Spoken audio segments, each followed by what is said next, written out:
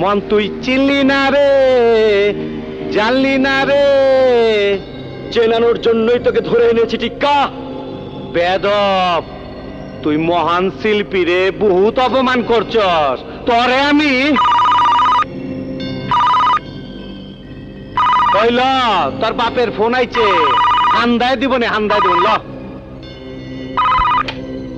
Hello hello inspector, শোনো, টিক্কা আমার লোক, ওকে সাইডে দাও। Wrong number. ওই হালারপুর, রং নাম্বার হবে কেন? রং নাম্বার হবে কেন?